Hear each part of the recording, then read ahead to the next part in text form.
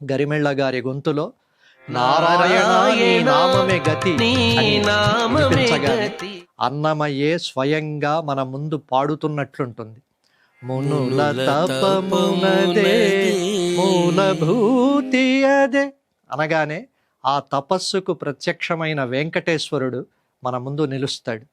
దేవునికి దేవికి తెప్పల కోనేటమ్మ అని పాడగానే మనం ఆ కోనేట్లో మునిగి తేలుతాం.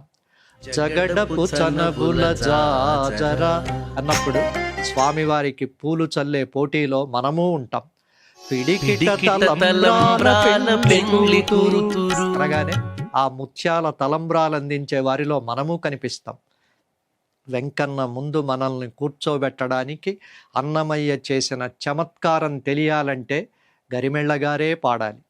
పండితుల చర్చలకే పరిమితమైన అన్నమయ్యను జనం బాట పట్టించి సామాన్యుల నాలుకల మీద ఆడించిన కీర్తిలో గరిమెళ్ళ గారిది సింహభాగం.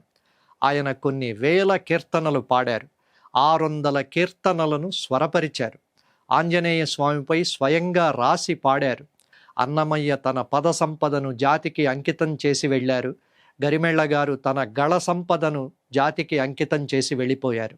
అన్నమయ్య కీర్తనలు అనగానే గరిమెళ్ళ బాలకృష్ణ ప్రసాద్ గారి గొంతే మన చెవుల్లో మారుమోగుతూ ఉంటుంది. 5 శతాబ్దాల క్రితం అన్నమయ్య ఎలా పాడాడో ఎవరికీ తెలియదు, తెలిసే అవకాశం కూడా లేదు. కానీ పదకవితలంటే ఎవరికి తోచినట్లు వారు పాడుకునే స్వేచ్ఛ ఉంటుంది. నిజానికి అన్నమయ్య కోరుకున్నది కూడా బహుశా అదే అయ్యుంటుంది. తెలుగులో పదకవితలకు శ్రీకారం చుట్టి అచ్చ తెలుగు మాండలికంలో భాషా సరస్వతే మైమర్చిపోయేలా చేసిన వాగ్గేయకారుడు అన్నమయ్య.